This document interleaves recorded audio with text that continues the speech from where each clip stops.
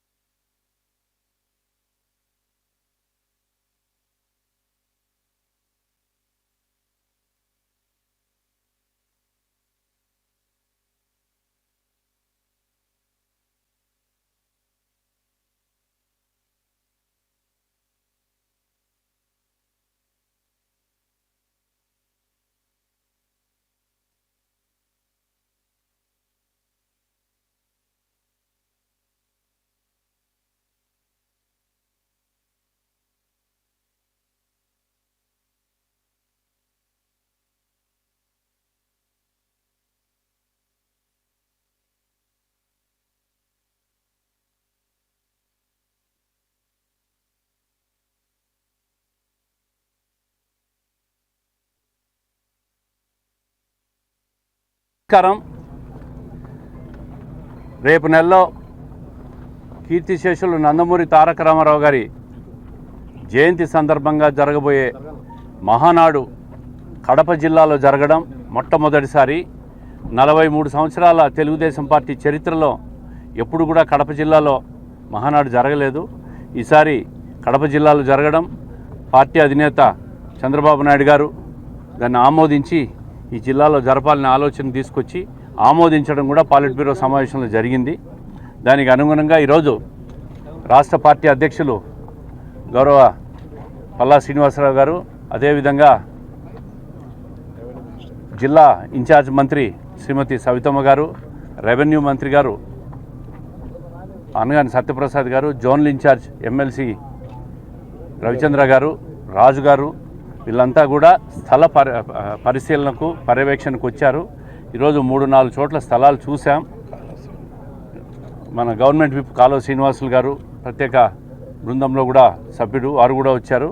అదేవిధంగా జిల్లా శాసనసభ్యులు సుధాకర్ యాదవ్ గారు, చైతన్య రెడ్డి గారు, వరదరాల్ రెడ్డి గారు, మాధవి గారు, శాసన మండలి సభ్యులు రామ్గోపాల్ రెడ్డి గారు, అందరూ కూడా ఈ ఇన్ఛార్జ్ వీళ్ళంతా కూడా ఇన్ఛార్జెస్ రవీంద్రనాథ్ రెడ్డి, భూపేష్ రెడ్డి, అట్లాగే బద్వేల్ రితేష్ రెడ్డి, ఈ కార్యక్రమం అంతా కూడా ఒక సుదీర్ఘ డిస్కషన్ తర్వాత 3 సైట్లు 4 సైట్ల ప్రాంతాలన్నీ కూడా పరిశీలించిన తర్వాత మ్యాప్ పెట్టుకొని ఇప్పుడే మళ్ళీ ఇంటికి పోయిన తర్వాత దాని మీద డిస్కషన్ చేస్తాం.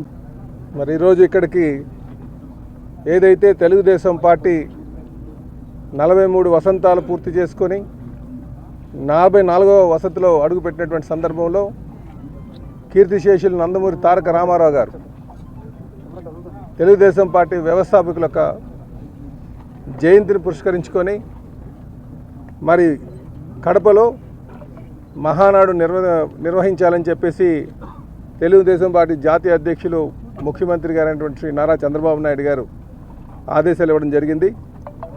దాన్ని తీసుకుని మరి ఇక్కడికి వచ్చి ఇక్కడ ఉన్నటువంటి మరి కొన్ని ఎక్కడైతే ప్రాంగణాలను రేపు మహానాడు నిర్వహించడానికి ప్రాంగణాలను కొంచెం చూడడం జరిగింది. ఇందులో మరి పార్టీ అధ్యక్షులు శ్రీనివాస్ రెడ్డి గారు, అలాగే ఇన్ఛార్జ్ మంత్రి సబితమ్మ గారు, మా సీనియర్ మంత్రి మా అనగాని గారు, అలాగే జోనల్ కోఆర్డినేటర్స్, ఇన్ఛార్జెస్, ఎమ్మెల్యేస్ ముఖ్యంగా చైతన్య రెడ్డి గారు, నెక్స్ట్ మా సీనియర్ నాయకులు కాలువ శ్రీని గారు, సుధాకర్ గారు, అలాగే వరదరాజుల రెడ్డి గారు, మాధవి గారు, చైతన్య గారు, వీళ్ళంతా కూడా, అలాగే మా కార్యవర్గం అంతా కలిపి, జిల్లా కార్యవర్గం అంతా కలిపి ఇక్కడ రావడం జరిగింది. మేము 3 ప్రాంగణాలను చూసాం. ఒకటి ఇప్పుడు ఎక్కడైతే మేము ప్రెస్ మీట్ పెట్టామో ఇది ఎన్జిఓస్ కాలనీ అంటున్నారు, జైలు దగ్గర. సో ఇది చాలా పెద్ద ఏరియా, సుమారు 500 ఎకరాల దాకా ఉంది. ఇదొక ప్రాంగణం చూసాం. రెండో ప్రాంగణం సీకే దిన్నె మండలం, అక్కడ జయరాజు గార్డెన్స్ గ్రామం దగ్గర చూసామండి. అది కూడా చాలా ప్లెయిన్గా ఉంది. బట్ అది గవర్నమెంట్ ల్యాండ్ అంటున్నారు. ఇది ప్రైవేట్ ప్లస్ గవర్నమెంట్ ల్యాండ్ కూడా ప్లెయిన్గా ఉంది. అది కూడా పరిశీలించాం. మూడోది అక్కడ ఎయిర్పోర్ట్ దగ్గర శాటిలైట్ టౌన్షిప్ దగ్గర కూడా చూడడం జరిగింది. ఈ 3 ప్రాంగణాలను తీసుకెళ్లి జాతీయ అధ్యక్షుల వారికి, అలాగే జాతీయ ప్రధాన కార్యదర్శి లోకేష్ బాబు దృష్టిలో పెడతామండి. వారు మళ్ళీ ఇక్కడ టెక్నికల్ టీంలు పంపించి ఇది ఎంతవరకు సాధ్య అసాధ్యాలను చూసుకొని మరి ముందుకు వెళ్ళడం జరుగుతుందని చెప్పి తెలియజేస్తున్నాను. ఇందులో చాలా చురుగ్గా మా నాయకులందరూ కూడా పాల్గొని ఈ కార్యక్రమాన్ని మంచిగా ముందుకు తీసుకెళ్ళడం మాకు చాలా సంతోషంగా ఉందని చెప్పి తెలియజేస్తూ, ఖచ్చితంగా తెలుగుదేశం పార్టీ అంటేనే ఈ దేశంలో సుమారు 1200 పార్టీలు ఉన్నాయి.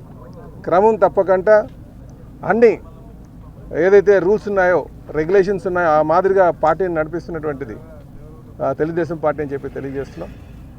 రేపు రాబోయే రోజుల్లో కూడా మంచి నాయకులను తయారు చేసి ఈ రాష్ట్రానికి అందించే పార్టీగా చరిత్రలో నిలుస్తుందని కూడా ఈ సందర్భంగా తెలియజేస్తూ సెలవు తీసుకుంటాం. వైఎస్ఆర్సీపీ నేత మాజీ ఉప ముఖ్యమంత్రి అంజాద్ బాషా సోదరుడు అహ్మద్ బాషాకు రిమ్స్లో వైద్య పరీక్షలు నిర్వహించారు. నిన్నటి రోజు ముంబైలో అహ్మద్ బాషాను అరెస్ట్ చేయగా ఈరోజు ఉదయం ఆయనను పోలీసులు కడపకు తీసుకొచ్చారు. అహ్మద్ బాషాపై కడప తాలూకా పోలీస్ స్టేషన్ పరిధిలో 2022 సంవత్సరంలో వివిధ అభియోగాలతో కేసు నమోదు చేశారు. అప్పట్లో వినాయక్ నగర్ సమీపంలో ముస్తాక్ అహ్మద్పై అహ్మద్ బాషా తన అనుచరులతో కలిసి దాడి చేసి తీవ్రంగా గాయపరిచారని బాధితుడి ఫిర్యాదు మేరకు కేసు నమోదు చేశారు. ఈ కేసుతో పాటు ఆయనపై Kadapa 1 town, 2 town, Chinnachowk police స్టేషన్ల పరిధిలో సోషల్ మీడియాలో అసభ్యకర పోస్టులు పెట్టారంటూ ఎన్నికల ప్రచారంలో ఎన్నికల రోజున కూడా ఆయనపై అనుచరులపై పోలీసులు కేసు నమోదైంది.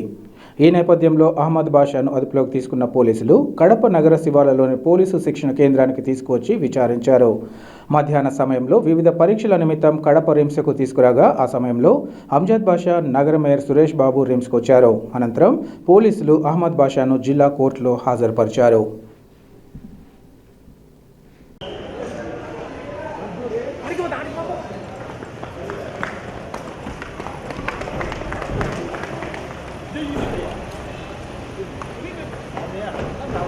ఏమన్నా దూరం మా సైడ్ నుంచి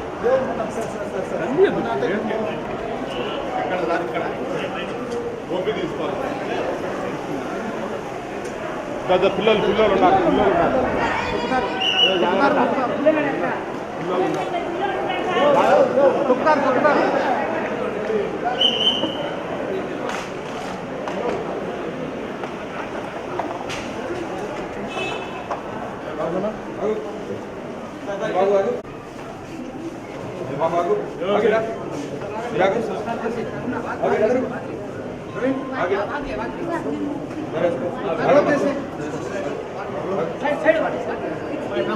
తమ ప్రాంతంలో నెలకొన్న మంచినీటి సమస్య పరిష్కారానికి సత్వర చర్యలు చేపట్టాలని వేంపల్లిలో మహిళలు గళమెత్తారు. జిల్లాలోని పులివెందుల నియోజకవర్గ పరిధిలోని వేంపల్లిలో ఖాళీ బిందెలతో మహిళలు రోడ్డెక్కారు. తమ ప్రాంతంలో సుమారు 15 రోజులుగా మంచినీరు రావడం లేదని వేంపల్లి రెడ్డయ్య కాలనీ సమీపంలో ఉన్న వివేకానంద రెడ్డి నగర్ మహిళలు ఆగ్రహం వ్యక్తం చేశారు. ఖాళీ బిందెలతో పంచాయతీ ఆఫీసును ముట్టడించేందుకు సిద్ధమయ్యారు. ఈ సందర్భంగా వారు మాట్లాడుతూ చంటి పిల్లలతో ఇబ్బందులు పడుతున్నామని, మంచినీటి సమస్యపై పలుమార్లు నాయకుల దృష్టికి తీసుకెళ్లినా సమస్యను పరిష్కరించలేదని ఆరోపించారు. మోటార్లు కాలిపోతున్నాయంటూ కుంటి సాకులు చెబుతున్నారని మండిపడ్డారు. అటుగా వెళ్తున్న ఎమ్మెల్సీ రామ్ గోపాల్ రెడ్డిని మహిళలు చుట్టుముట్టడంతో 2-3 రోజుల్లో శాశ్వతంగా తాగునీరు అందించేలా సమస్యలను పరిష్కరిస్తామని హామీ ఇవ్వడంతో మహిళలు వెనుదిరిగి వెళ్లిపోయారు.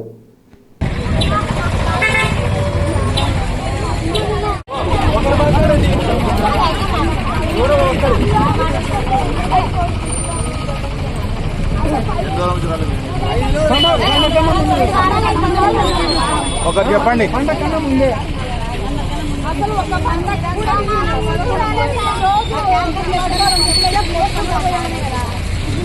అట్టే పంపించాలి సార్. ఒక్క బిందె 2 బిందెలు వచ్చి మోసుకొని పోవాలి. అంత దూరం నుంచి మేము. మాది వేంపల్లి వివేకానంద రెడ్డి కాలనీ. మాకు నీళ్ళు రాక 15 రోజులు అవుతుంది. ఒక నీళ్ళు ఇచ్చే వాళ్ళు ఎవరు రాలే. పెద్దోళ్ళు అంటారు ఓట్లు వేయించుకొని అయితే పనికొచ్చారు. ఇంకా దేనికి పనికి రాలే. ఎవరిని అడిగినా కూడా మాకు ఫోన్లు చేసినా వస్తానే అంటారు. మాకైతే నీళ్ళు అయితే ఇబ్బందిగా ఉంది. పిల్లలు అందుకు. రాష్ట్రంలోని కూటమి ప్రభుత్వం పేద ప్రజల సొంతింటి కల నెరవేర్చేందుకు సత్వరమే చర్యలు చేపట్టాలని సిపిఐ జిల్లా కార్యదర్శి గాలి చంద్ర డిమాండ్ చేశారు. అర్హులైన ప్రతి ఒక్కరికి 2 సెంట్ల ఇళ్ల స్థలాలు ఇవ్వాలని, ఏళ్ల తరబడి పెండింగ్లో ఉన్న టిడ్కో ఇళ్లను లబ్ధిదారులకు వెంటనే ఇవ్వాలంటూ కలెక్టరేట్ వద్ద సిపిఐ ఆధ్వర్యంలో సామూహిక నిరాహార దీక్షలు చేపట్టారు.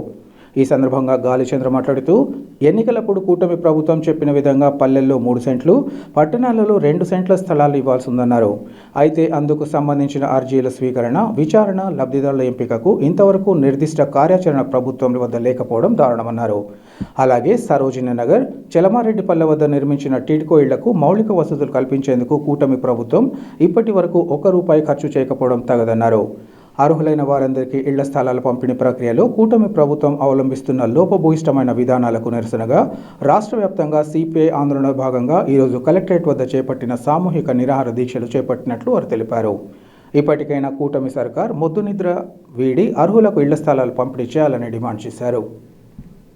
ఆంధ్రప్రదేశ్ రాష్ట్రంలో అర్హులైనటువంటి పేదలకు పట్టణాల్లో 2 సెంట్లు, గ్రామీణ ప్రాంతాల్లో 3 సెంట్ల ఇంటి స్థలం మంజూరు చేయాలని, అదేవిధంగా గ్రామీణ వ్యవసాయ కూలీలకు సాగు భూమి పంపిణీ చేయాలని, ఇదివరకే నిర్మించినటువంటి టిడ్కో ఇళ్లను లబ్ధిదారులకు స్వాధీనం చేయాలని భారత కమ్యూనిస్ట్ పార్టీ తలపెట్టినటువంటి రాష్ట్ర వ్యాప్త దశలవారీ ఆందోళనలో భాగంగా ఈరోజు కడప కలెక్టరేట్ ఎదుట రిలే నిరాహార దీక్షలను ప్రారంభిస్తూ ఉన్నాం.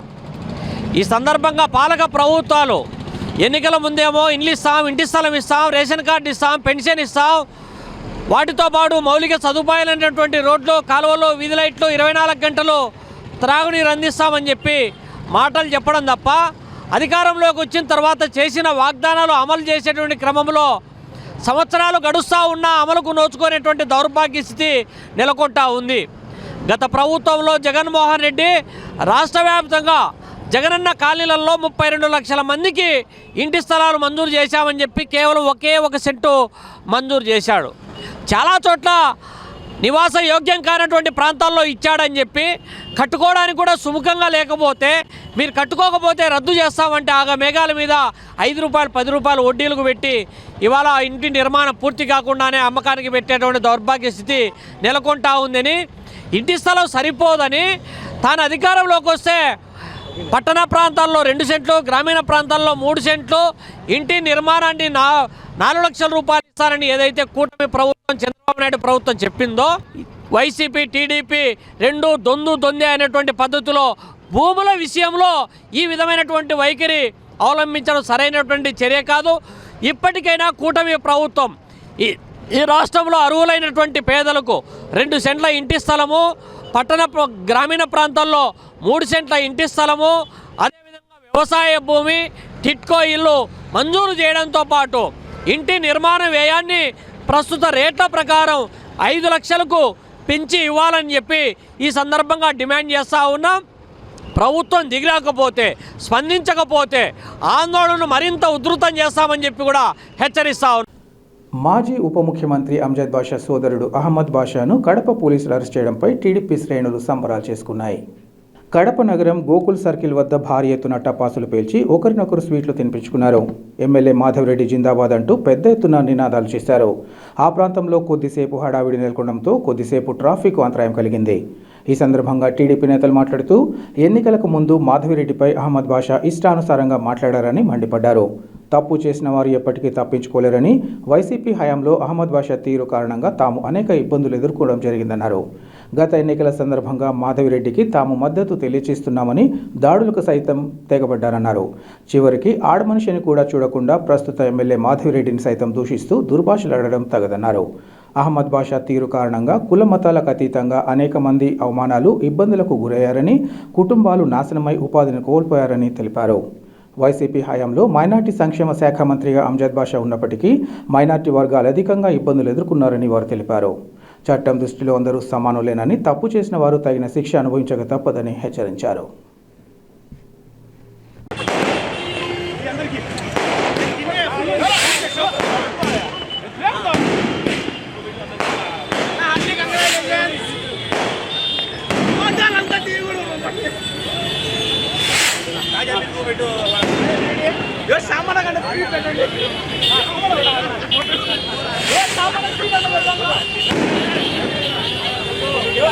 నిరుపేదలు వివిధ అనారోగ్య సమస్యల కారణంగా ఇబ్బందులు పడకుండా వైద్య సేవలకు సీఎం రిలీఫ్ ఫండ్ అన్ని విధాల అండగా నిలబడుతోందని ఎమ్మెల్సీ భూమిరెడ్డి రాంగోపాల్ రెడ్డి పేర్కొన్నారు. వేంపల్లి పట్టణంలోని సంఘం విద్య సమీపంలో నివాసం ఉంటున్న నామా శ్రీనివాసులు క్యాన్సర్తో బాధపడుతున్నాడు. విషయం తెలుసుకున్న రాయలసీమ పట్టభద్రుల ఎమ్మెల్సీ భూమిరెడ్డి రాంగోపాల్ రెడ్డి బాధితుడికి సీఎం రిలీఫ్ ఫండ్ ద్వారా మంజూరైన 5 లక్షల చెక్కును అందించారు. ఈ సందర్భంగా ఎమ్మెల్సీ రాంగోపాల్ రెడ్డి మాట్లాడుతూ బాధితుడికి మొత్తం 8 లక్షలు మంజూరు కాగా తొలి విడతగా 5 లక్షల చెక్కును అందించినట్లు తెలియజేశారు. నియోజకవర్గంలో ఇప్పటికే 10 కోట్ల రూపాయలను ముఖ్యమంత్రి సీఎం రిలీఫ్ ఫండ్ కింద మంజూరు చేసినట్లు ఆయన తెలిపారు.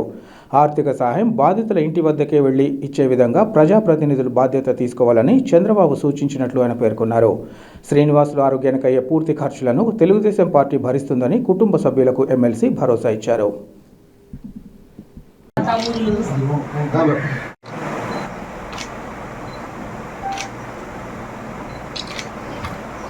చంద్రబాబు నాయుడు నాయకత్వం, చంద్రబాబు నాయుడు నాయకత్వం, చంద్రబాబు నాయుడు నాయకత్వం, లోకేష్ బాబు గారి నాయకత్వం, జై చంద్రబాబు, జై చంద్రబాబు.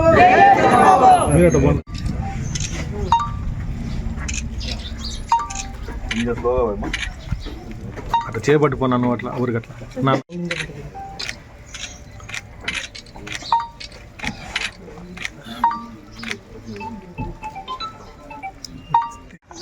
గౌరవ ముఖ్యమంత్రి చంద్రబాబు నాయుడు గారు పదవీ ప్రమాణ స్వీకారం చేసినప్పటి నుంచి ఈ రాష్ట్రంలో లక్షలాది మంది అనారోగ్య బారిన పడిన బాధిత ప్రజలందరికీ కూడా పెద్ద ఎత్తున ఆర్థిక సాయం చేయడం జరుగుతుంది. అంటే 2014-19 కాలంలో పెద్ద ఎత్తున ఆ రోజు సీఎంఆర్ఎఫ్ ద్వారా బాధితులకు ఆర్థికంగా సాయం చేయడం జరిగింది. తర్వాత వచ్చిన ప్రభుత్వం ఏ రోజు కూడా సీఎంఆర్ఎఫ్ ద్వారా అనారోగ్యం పడిన ఆర్థికంగా ఇబ్బందులు పడుతున్న వారికి ఏ రోజు కూడా 1 పైసా కూడా ఆర్థిక సాయం చేసిన సందర్భం లేదు. ఈ నియోజకవర్గంలో ముఖ్యమంత్రి ఉన్నప్పుడు కూడా ఈ నియోజకవర్గంలో కనీసం 1 కోటి రూపాయలు కూడా అనారోగ్య బాధితులకు ఇవ్వలేదంటే ఏ విధంగా పరిపాలన ఉందో అర్థం చేసుకోవచ్చు. ఇప్పుడు ఈ 2024 జూన్ 12వ తారీఖు నుంచి ఈ రోజు వరకు 1 లక్షలాది మంది బాధిత ఆరోగ్య పీడితులందరికీ కూడా ఈరోజు ఆర్థిక సాయం చేయడం జరుగుతుంది. ముఖ్యంగా ఈ నియోజకవర్గం నుంచే నేను కానీ బీటెక్ రవి గారు కానీ ఇప్పటికే దాదాపు 10 కోట్ల రూపాయలను ముఖ్యమంత్రి గారిని ఒప్పించి 10 కోట్ల రూపాయలను బాధిత ఎవరైతే అనారోగ్యం పడి ఆర్థికంగా ఇబ్బందులు పడి ఉన్నారో వాళ్ళందరికీ కూడా మేము పెద్ద ఎత్తున ఆర్థిక సాయం చెక్కులు అందజేయడం జరుగుతుంది. ఇటీవల నేను గత 5 రోజుల క్రితం వేంపల్లి పట్టణానికి వచ్చినప్పుడు మన నామా శ్రీనివాసులు గారి కుటుంబ సభ్యులు ఆయన భార్య కానీ ఆయన కుటుంబ సభ్యులు కుమార్తె వీళ్ళంతా వచ్చి మా ఇంటి మనిషి క్యాన్సర్ వ్యాధి బారిన పడినాడు, ఆర్థికంగా మేము ఇబ్బందుల్లో ఉన్నాం, మాకు ఆర్థిక సాయం చేయాలని చెప్పడం జరిగింది. అంటే బసవతారకం క్యాన్సర్ ఇన్స్టిట్యూట్ వాళ్ళు దాదాపు 8 లక్షల రూపాయలు తక్షణావసరంగా అవసరం అని చెప్పడం జరిగింది. నేను మొన్న శుక్రవారం రోజు సాయంత్రం గౌరవ ముఖ్యమంత్రి గారి దృష్టికి తీసుకొని పోయినప్పుడు వెంటనే ఆయన 5 లక్షల రూపాయలు మంజూరు చేసి ఆయన మంజూరు చేసిన తక్షణ 1 గంటలోనే ఆ లెటర్ ఆఫ్ క్రెడిట్ కూడా ఇవ్వడం జరిగింది. దాన్ని ఈరోజు మన నామా శ్రీనివాసులు గారి ఇంటికి తీసుకొని ముఖ్యమంత్రి గారు కూడా స్పష్టంగా చెప్పడం జరిగింది. మనం ఏదైతే ఆర్థిక సాయం చేస్తున్నామో మన ఇళ్ల వద్దకు కాదు, మీరే బాధ్యత ఇళ్ల వద్దకు పోయి ఆ చెక్కులను వారికి అందజేసి వారికి స్వాతంత్రం చేకూర్చండి.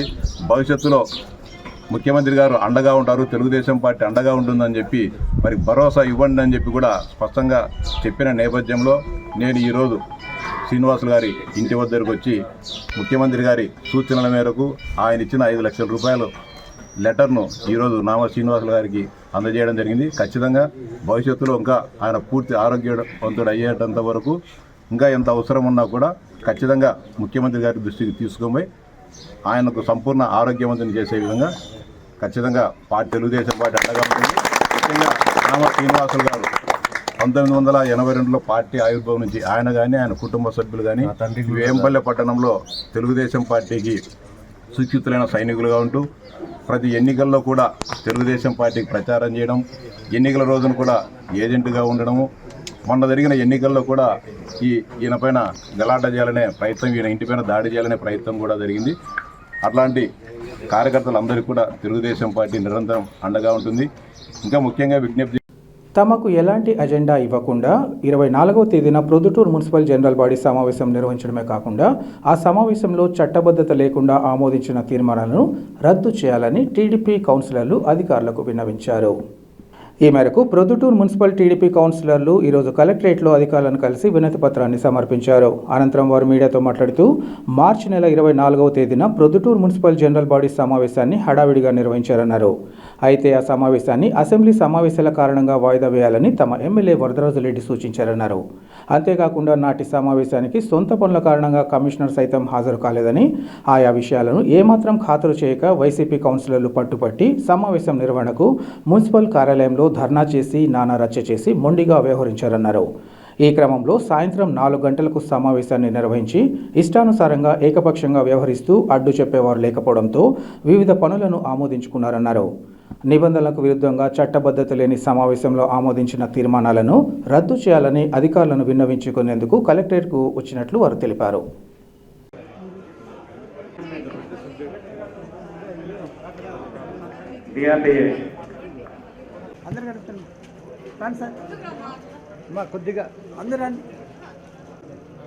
ముఖ్యంగా మా టీడీపీ కౌన్సిలర్లు అందరము ప్రొద్దుటూరు నుంచి కడప కలెక్టర్ ఆఫీస్కి వచ్చాము. ఎందుకంటే లాస్ట్ మంత్ అనగా మార్చి నెలలో 24వ తేదీ జనరల్ బాడీ మీటింగ్ జరుగుతుందని చెప్పి అజెండాను ఇచ్చారు.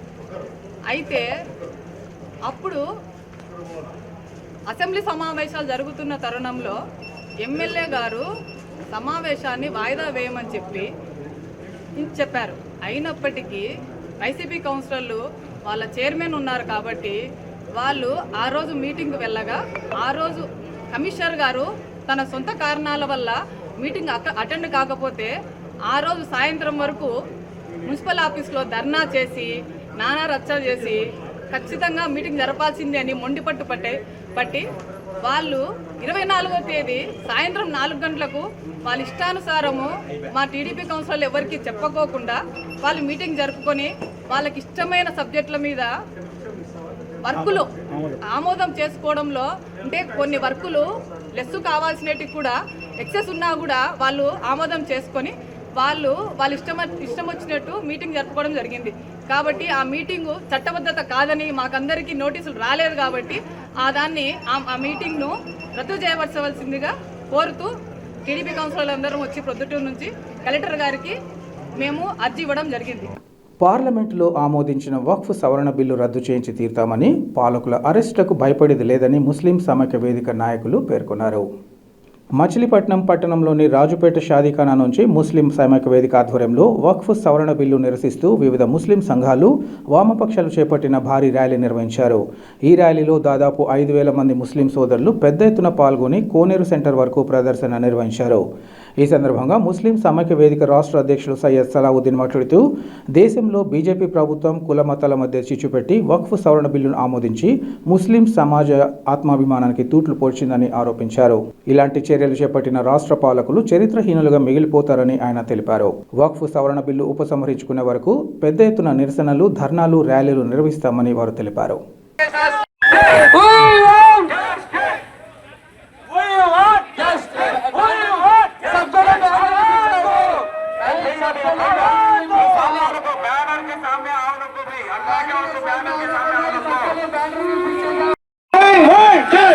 నల్ల చట్టాలను వెంటనే వెనక్కి తీసుకోవాలి. రద్దు చేయాలి, రద్దు చేయాలి, రద్దు చేయాలి, రద్దు చేయాలి.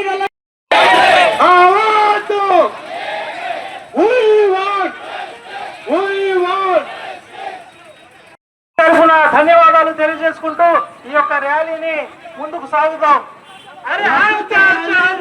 ఉన్నారని చెప్పేసి సోదరులారా మీకు ధన్యవాదాలు తెలుపుకుంటున్నాను. ముఖ్యంగా ఈరోజు ఒక దేశ కాపాడతారని చెప్పి నేను చౌకీదారని చెప్పిన ప్రధానమంత్రి గారు ఈరోజు ఒక్కరికి ఒక్క న్యాయం చేస్తున్నారు. అలాగే చౌకీదార్ అని చెప్పేసి ఆ చౌకీదారే ఇంట్లో దొంగతనం చేస్తే మనం ఏం చేయగలుగుతాం సోదరులారా? చౌకీదార్ చోర్ అని చెప్పేసి ఎప్పుడో ఆయన చెప్పారు. ఈ చౌకీదార్ ఈ రోజు మా ముస్లిం ఇళ్లలోకి దూరి, మా వక్ఫ్ బోర్డులోకి దూరి, మా ఆస్తులను కాజేసి ఈ వాళ్ళ సొంత హమ్దో హమారేదో అని చెప్పేసి వాళ్ళ ఇద్దరు కంపెనీలకు కట్టపెట్టేటందుకు ప్రయత్నం చేస్తున్నాడు సోదరులారా. ఇంతవరకు ఎన్నో నల్ల చట్టాలు తీసుకొచ్చిన నిబ్బరం చేశాము, ఓర్పు చేశాము, ఏం చేసుకుంటే చెప్పేసి. కానీ ఈ రోజు మన ఇళ్లలోనే దూరి మన ఆస్తులని కొల్లగొట్టేదానికి ప్రయత్నం చేస్తున్నాడు సోదరులారా. మనం చూస్తూ ఊరుకుంటలేమో, చూస్తూ ఊరుకుండకూడదు. అలాగే మన సామతి కూడా ఒకటి ఉంది, అన్యాయం చేయకు, అన్యాయం చేస్తే చూస్తూ ఊరుకోదు అని చెప్పేసి మన ఆస్తిని కాజేసి మమ్మల్ని రోడ్డుపై తీసుకొచ్చి మమ్మల్ని ఇబ్బందులు పెట్టే ఈ బీజేపీ ప్రభుత్వానికి మనం బుద్ధి చెప్పాల్సిన అవసరం ఉంది. ఇంతకుముందు కూడా చూశారు సోదరులారా, మన రైతులు వాళ్ళ ఆశలను నెరవేర్చుకుంటున్నందుకు ఎలా రోడ్ల మీద బైపాస్ లో కూర్చొని తన ప్రాణాలు కూడా త్యాగం చేసి వాళ్ళ పట్టుదల వారు పట్టి వాళ్ళకు కావాల్సినవి సాధించుకున్నారు. కానీ మనకు ప్రభుత్వం ఇవ్వాల్సిన అవసరం లేదు, మేము ప్రభుత్వానికి ఏమి అడగలేదు. కానీ ఈ రోజు మా ఇళ్లలోకి వచ్చేసి మా ఆస్తులను కొట్టడానికి ప్రయత్నం చేస్తున్న ఈ బీజేపీకి దానికి మద్దతు ఇచ్చిన ఇతర పార్టీలకు కూడా తగిన శాంతి, తగిన బుద్ధి చెప్తామని చెప్పేసి వచ్చేది కూడా తెలియజేస్తున్నాం సోదరులు. ప్రముఖ సూఫీ ఆధ్యాత్మిక క్షేత్రమైన కడప అమీన్పీర్ దర్గాను హైకోర్టు సీనియర్ న్యాయమూర్తి అహ్మద్ అక్బర్ ఈరోజు దర్శించుకున్నారు. దర్గాకు చేరుకున్న ఆయనకు దర్గా ప్రతినిధులు సాంప్రదాయబద్ధంగా స్వాగతం పలికారు. తొలుత దర్గాలోని ప్రధాన గురువు అయిన హజరత్ పీరుల్లా మాలిక్ మజార్ను, అనంతరం దర్గా ఆవరణలోని ఇతర గురువుల మజార్లను దర్శింపచేశారు. అనంతరం ఆయన ప్రత్యేక ప్రార్థనలు నిర్వహించి ప్రసాదాన్ని స్వీకరించారు. ఆ తర్వాత దర్గా ప్రతినిధులు గురువుల విశిష్టత, దర్గా ప్రాముఖ్యతను ఆయనకు వివరించారు.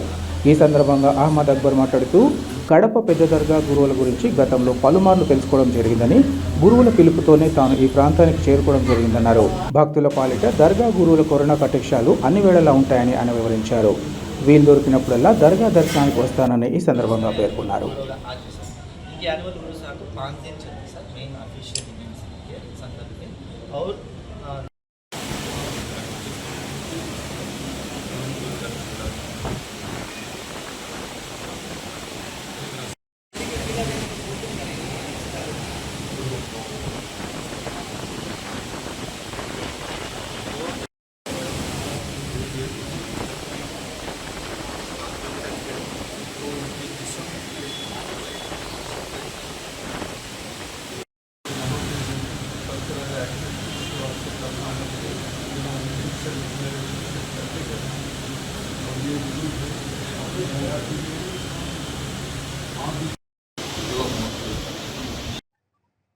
मैं हैदराबाद से शाख अकबर खान एजुकेट दरगाह के लिए आ जाया। बहुत तमन्ना थी सरकार के दीदार करने के लिए और आज आया हूँ।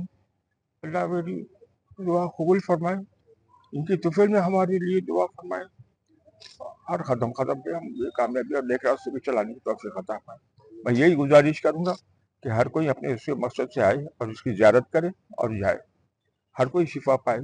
मेरी भी ये ख्वाहिश है। एक ज़माने की मुद्दत के बाद मुझे मौका मिला है सरकार बुलाए, इसलिए मैं आने के काबिल नहीं था। मुझे बुलाया गया, मैं आया। शुक्रिया आप लोग का।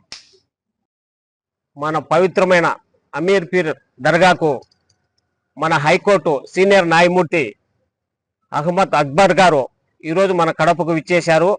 ఇది మతాలకు అతీతంగా ఉండే అమీర్ పీర్ దర్గా. ఇది దీన్ని ప్రతి ఒక్కరు దర్శించాలి.